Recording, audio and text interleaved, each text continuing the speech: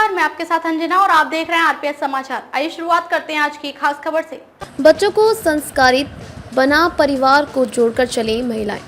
सफीपुर उन्नाव सहकार भारती द्वारा अहिल्याबाई होलकर की स्मृति में गुरुवार को मियागंज मार्ग स्थित एक रिजॉर्ट में एक कार्यक्रम आयोजित किया गया। मुख्य अतिथि बाल विकास पुष्टाहार राज्य मंत्री प्रतिभा शुक्ला ने कहा कि समाज में आगे बढ़कर कुछ करने का प्रयास करें, शासन की लाभकारी योजनाओं से पात्र लोगों को लाभान्वित कराएं। उन्होंने महिलाओं को संबोधित करते हुए कहा कि बाल विकास में कार्य करने वाली महिलाओं के पास जो बच्चे होते हैं वे कोरे कागज के समान होते हैं, जिन पर अच्छे संस्कार अंकित करना आवश्यक है। उन्होंने अहिल्याबाई होलकर के जीवन पर प्रकाश डाला।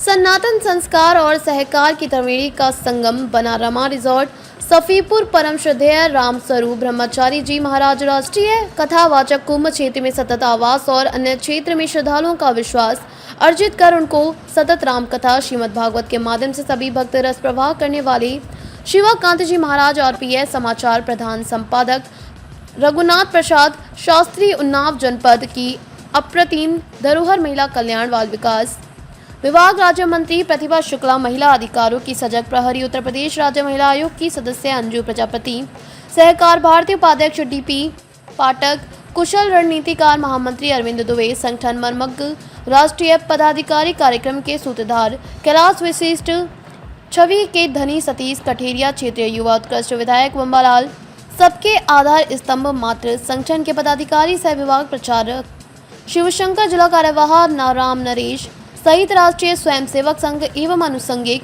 संगठनों के प्रतिनिधि, सहकार भारती परिवार के प्रदेश व जिलाध्यक्ष पदाधिकारी गणों, जनप्रतिनिधि, ग्राम प्रधान, सभासद, बीडीसी सदस्य, हजारों क्षेत्र वासियों का कुंभ बना।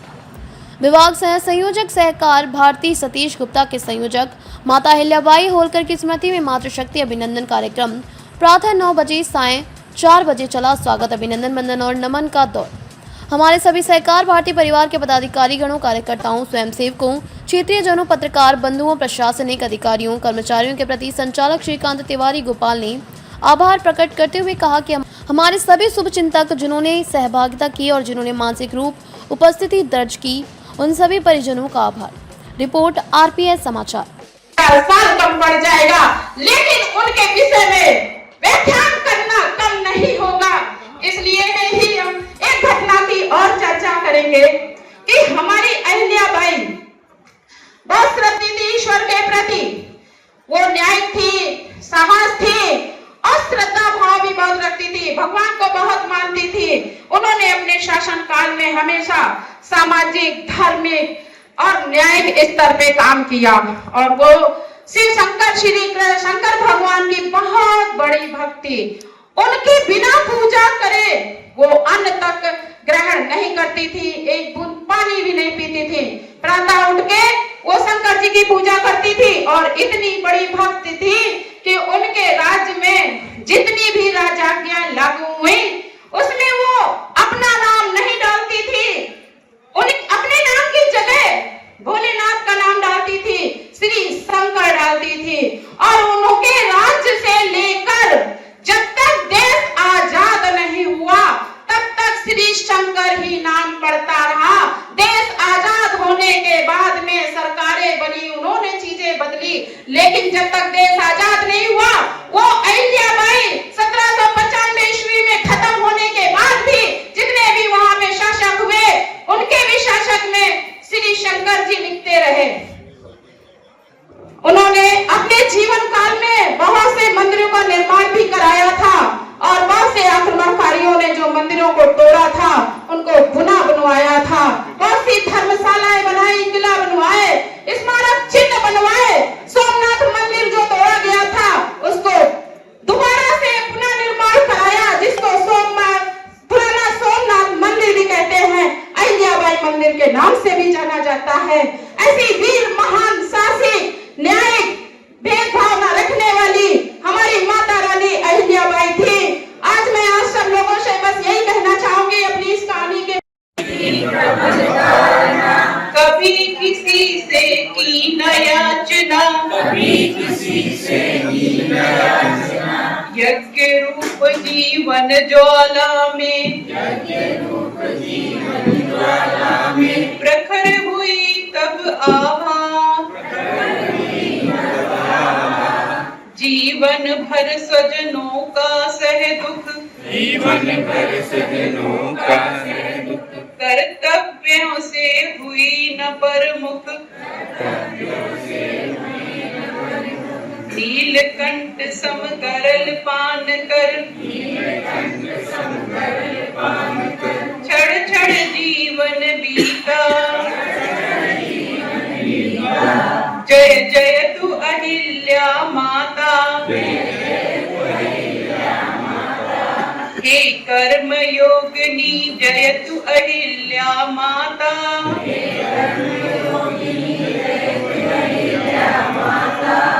जय जय तु अहिल्या माता, अन्न क्षेत्र धर्मार्थ चलाए, मंदिर घाट कुएं खुदवाए, परमार्थ सुख सार्थक, दिव्य चरित्र की गाथा,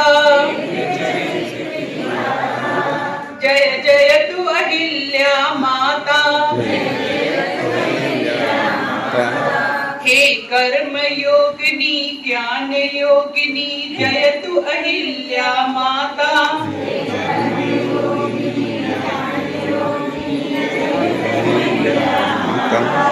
जय जय तु अहिल्या माता, भारत माता की जय।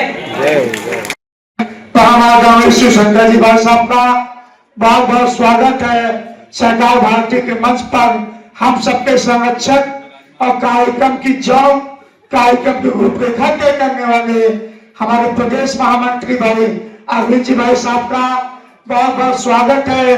हम सबके प्रिय मंत्री क्षमा मांगते हुए चूंकि कार्यक्रम पूरी तरह लोक माता अहिल्याबाई जी के जीवन पर समर्पित है, उन्हें द्वितीय बार अवश्य कुछ समय बाद बुलाएंगे, हम अपना संबोधन मार्गदर्शन किए, लेकिन मेरा मन नहीं मान रहा है। एक अंग जो है बहुत अच्छा गीत सुमधुर कंठ से अहिल्याबाई होलकर जी के जीवन वृत्त पर कहा था, हम सब सुने थे। मुझे याद आज आ गई उसी कार्यक्रम की।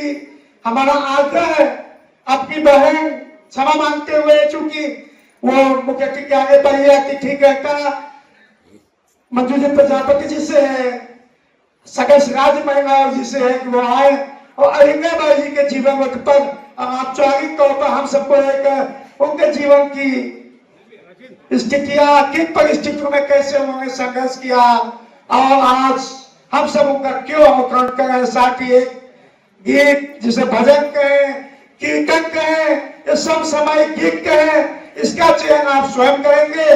फिलहाल अपनी बहन मंजू जी प्रजापति से आगे है, राज्य मंत्री दर्जा प्राप्त हैं, एक राज्य में मेंबर आए और अहिल्याबाई जी पर जो गीत है उसे हम सबको प्रणाम करते हैं और दोस्ती का हाथ आपकी तरफ बढ़ाते हैं। कभी हमारी आवश्यकता पड़े हम आपके साथ हैं। और यहाँ हमारे सम्मानित मंच पर शिवाकांत महाराज जी जो अपनी अंतरराष्ट्रीय ख्याति को प्राप्त किए हैं, और हम समझते हैं जहाँ मंच पे खड़े हो कहीं ना कहीं रुलाए तो शाम बने ना, ऐसा आज आपने सबको रुलाया। हम देख रहे थे, आप बोल रहे थे और एक आध बहनों की आंखों से आंसू निकल रहे थे, जो कि अपने मायकों को याद कर रही थी, अपने पिता को याद कर रही थी। तो भावुकता का समावेश करना और ईश्वर की तरफ ध्यान आकर्षित करना कोई है गुण तो शिवाकांत महाराज जी में है। और हम समझते हैं आपकी भगवत कथा हर जगह प्रचलित रहती है। यहाँ पर अरविंद दुबे जी जो महामंत्री हैं सरकार भारती के, और हम समझते हैं हमारी मुलाकात 2006 से आपसे है। कहीं ना कहीं बहुत सहयोगी रहे उस क्षेत्र में जहाँ सत्य की बात रखी गई, जहाँ सत्य का साथ दिया गया, चाहे लोकसभा चुनाव रहा हो, चाहे विधानसभा चुनाव रहा हो, चाहे समितियों के उत्थान की बात रही हो, अरविंद दुबे जी ने अपना पूर्ण सहयोग दिया है। हम उसका बहुत धन्यवाद अदा करते हैं। साथ ही साथ सतीश कठेरिया जी और सतीश गुप्ता जी, आप सभी का विशेष आग्रह रहा यहाँ आने में, और हमारे साथ विधानसभा में कंधे से कंधा मिलाकर चल रहे हैं विधायक जी अम्बालाल दिवाकर जी आपके क्षेत्र में आए हैं। आपको बार बार रोक भी रहे हैं कि आप यहाँ रुके। साथ ही साथ महिला आयोग की सदस्य तो चली गई अंजू जी, जो बहुत बिजी थी। हम समझते हम भी बहुत बिजी थे, लेकिन जो आपका स्नेह है और उन्नाव का जो स्नेह है कहीं ना कहीं खींच लाता है कि चलो उन्नाव बात हो जाए, क्योंकि भाई मायके की बात रहती है तो कोई क्यों नहीं आना चाहेगा। आप सभी लोग के बीच में रुक भी जा रहे हैं क्योंकि आज हमारे संगठन की बैठक थी और कुछ कार्यभार सौंपे जाने थे, लेकिन हमें लगता है उस समय निकल गया। 1 बजे से मीटिंग थी, 2:30 बज रहा है। बाद में हम लोग उसको जान लेंगे, समझ लेंगे। कार्य तो करना ही है, जब कोई कार्य हो रहा हो तो बहुत जरूरी होता है। और हमारा सहकार भारती जो कार्य कर रहा है, संस्कारों को बढ़ावा दे रहा है, ये बहुत अच्छी बात है। संस्कार नहीं तो सहकार नहीं। वास्तव में जिसके पास संस्कार है नहीं वो सहकारिता में काम कर ही नहीं सकता, क्योंकि सभी के साथ मिलकर काम करना ही सहकारिता है। और हम समझते हैं इसमें जातगत कोई बंधन देखेगा तो कैसे मिलकर काम करेगा। जो संस्कार ही नहीं तो वो कैसे काम करेगा या किसी को कैसे समझेगा। इंसानियत नहीं तो कुछ भी नहीं। और हम समझते हमारी आंगनबाड़ी बहनें जो सुबह से बैठी हैं उनके लिए भी कहेंगे कि मुख्यमंत्री जी ने आपको यही काम तो दिया है, संस्कारों को जागृत करने का काम जो आप कर रहे हैं।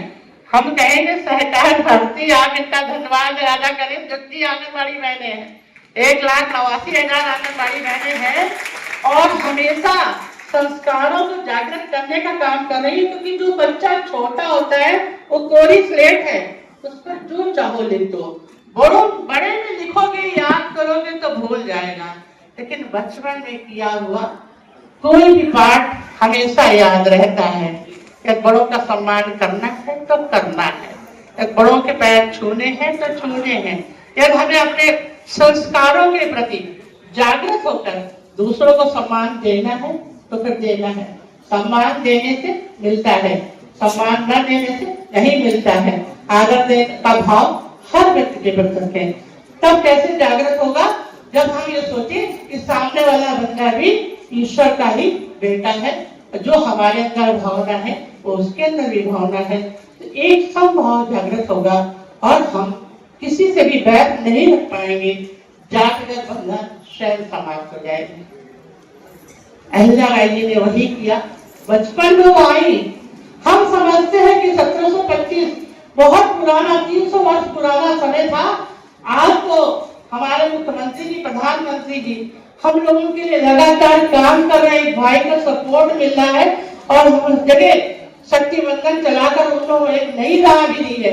लेकिन इसमें हम ये जरूर कहेंगे उस समय का जो कार्यकाल था, सती प्रथा थी, पर्दा प्रथा थी, कितनी प्रथाएं थी, मुस्लिमों का अत्याचार था, अंग्रेजों का अत्याचार था, देश गुलामी उस समय कितना था। तब उन्होंने कदम उठाकर एक कुशल शासक के रूप में काम किया और हर जगह मंदिरों का निर्माण किया, धर्मशालाएं बनवाई और सबसे विशेष बात थी आत्मनिर्भरता। ये कहा जाता नारी सशक्तिकरण। सशक्तिकरण का मतलब यही हुआ सही समय पे सही निर्णय लेना। सशक्तिकरण का मतलब ये नहीं कि हम अपने उत्तरदायित्व का निर्वहन न करें, हम अपने घर की जिम्मेदारी को छोड़ दें और हम आप सशक्त हो गए हैं, किसी पर भी अत्याचार करें, ये नहीं। आपको सही डिसीजन लेना है कि किस समय पे आपको कौन सा निर्णय लेना है, आपको किस समय कौन सा कार्य करना है जो आपके परिवार के लिए, समाज के लिए हितकारी है कि नहीं है। वो एक सशक्तिकरण की जो भावना उस समय थी वो एक माता अहिल्याबाई जी में थी। और हम समझते समाज उनका ऋणी है, जो आत्मनिर्भरता उन्होंने दिखाई और सही सही डिसीजन लिया। यदि अत्याचार किसी ने भी किया है तो उन्होंने उनको बख्शा नहीं है, एक कुशल शासक के रूप में काम किया। पर्दा प्रथा को बिल्कुल फेंक दिया दूर। पर्दा तो आंखों का होता है, घूंघट काटने से कोई पर्दा नहीं होता। पर्दा और मान सम्मान तो आंखों का होता है। पता चला बहू घूंघट काढ़े है और घूंघट के साथ ससुर को गालियां दे रही है, कहाँ की पर्दा प्रथा? पर्दा प्रथा तो वो है, आंखों का सम्मान तो वो है जो आंख आपकी उठ ही ना पाए। किसी के सम्मान में आप झुके, किसी के सम्मान में आपको प्रणाम करें, सारी चीज आपकी आंखें बयां करती हैं। वो पर्दा प्रथा है, उसको मानो। समाज में एक नया कीर्तिमान स्थापित करो। आंखें सब कुछ बयां करती हैं। उत्तम चरित्र आंखों से बयां होता है। सारी चीजें तो आंखों के अंदर समाहित हैं। बस देखने और नजर की बात है। तो हम समझते हैं कि कुशल शासक बनना है तो अहिल्याबाई जी से सीखना पड़ेगा कि किस तरह उन्होंने समाज के हर वर्ग के साथ मिलकर काम किया, कंधे से कंधा मिलाकर काम किया, और रानी लक्ष्मीबाई माता जीजाबाई जी ने भी वही कार्य किया। सशक्तिकरण की बात आए तो आज समाज के हर पहलू को में जागरण की बहुत जरूरत है।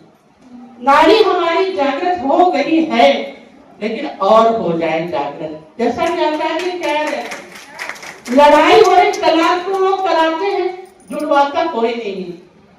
हमारी कभी भी लड़ाई हो या हमारे साथ मिलने वाला कोई व्यक्ति है, कोशिश ये होना चाहिए कि परिवार को जोड़ दिया जाए। तोड़ना आसान है, जोड़ना मुश्किल है। जोड़ कर ही करना है। ये पहल कहीं दूर जाके नहीं करनी, अपने घर से शुरू करनी है। सम्मान हमें अपने घर से शुरू करना है। सबसे पहले सासू माँ को देना है सम्मान, तब हमें बाहर की बात आनी है। यार हमें जोड़ने की बात कहनी है, हमें अपने परिवार को जोड़ना है, अपने देवर को जोड़ना है। पारिवारिक बंटवारा ना होने पाए, ये जमीन हमारी, इतना हिस्सा हमारा, इतना तुम्हारा, ये नहीं होना चाहिए। घर में जो विग्रह होता है तो समाज की दिशा को बदलने का काम करता है। तो मातृशक्ति चाहे तो क्या नहीं कर सकती। आप चाहे तो शुरुआत घर से करके समाज में एक दिशा कायम कर सकती है। हर व्यक्ति एक संस्था है, एक इकाई है। हर व्यक्ति बहुत महत्वपूर्ण है, हमारा अपना ऐसा मानना है। कोई व्यक्ति छोटा नहीं होता, हर व्यक्ति महत्वपूर्ण है अपने परिवार के लिए, जहाँ रह रहा उस समाज के लिए, उस मोहल्ले के लिए। हम तो अपनी आंगनबाड़ी बहनों को बहुत धन्यवाद देते हैं कि अगर आप अपने 10 बच्चे भी संस्कारवान बनाएंगी तो समाज को एक नई दिशा दे पाएंगी। संस्कार सिखाना बेहद जरूरी है, नहीं तो फिर वृद्धाश्रम बनते चले जाएंगे। समाज में कोई रोक नहीं पाएगा।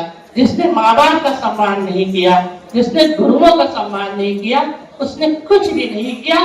क्योंकि सच्चा ईश्वर तो यही समाहित है। ईश्वर कहीं मंदिर में नहीं बैठा है, आप सबके अंदर एक अंश है ईश्वर का।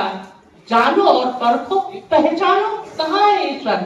लेकिन हम सभी लोग उस प्रज्वलित दीपमान को देख नहीं पाते, क्योंकि अज्ञानता का ताला तो पड़ा हुआ है। पहले ताला तो खोलो, अज्ञानता का ताला खोलोगे तब ईश्वर के दर्शन कर पाओगे। उदाहरण से हम बताना चाहेंगे, बहुत होता है कभी आपके घर में आपकी नौकरानी का बेटा भी बैठा है और आपका बच्चा भी है, कुछ आप बांट रहे हो, कुछ देना चाह रहे हो, तो फौरन आप बांसी उठा के लाओगे, फ्रिज से खोल कर उसको दोगे। मैंने बहुत बार लोगों को देखा भी है, टोका भी है।